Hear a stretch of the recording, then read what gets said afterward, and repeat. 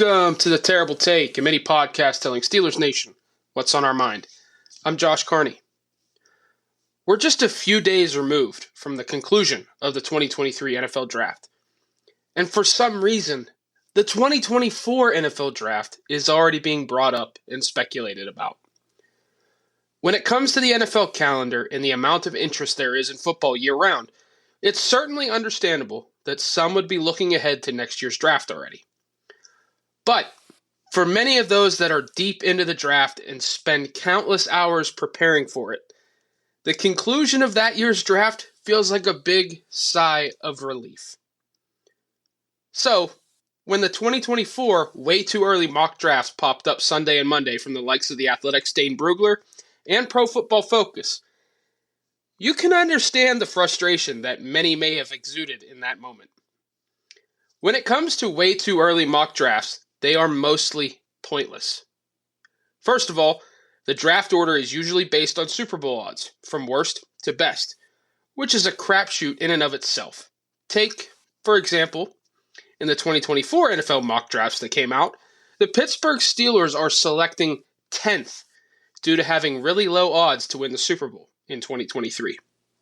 Seems pretty silly, based on what the Steelers have done this offseason in free agency and the NFL draft, no? On top of using Super Bowl odds to determine the draft order, trying to protect team needs and potential fits just days after the current NFL draft ends is a pointless exercise.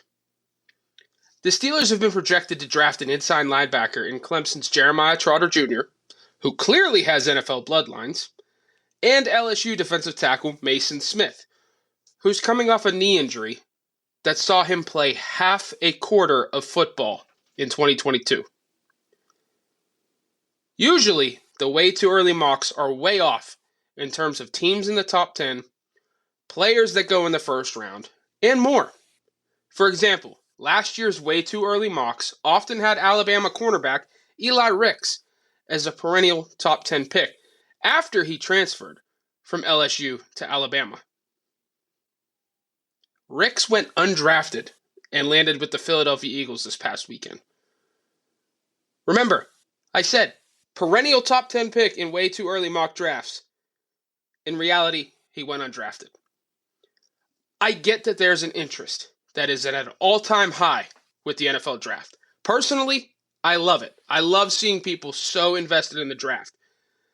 But I could certainly go without way too early mock drafts coming out less than 24 hours after that year's draft comes to an end. So much will change between now and next year's draft, from prospects to team needs and so much more. Sometimes the beast that is the NFL news cycle doesn't need to be fed. Be sure to follow us at SteelersDepot.com and check out episodes of The Terrible Take every weekday at 5 p.m. Eastern Time. And check out The Terrible Podcast with Alex Gazora and Dave Bryan every Monday, Wednesday, and Friday.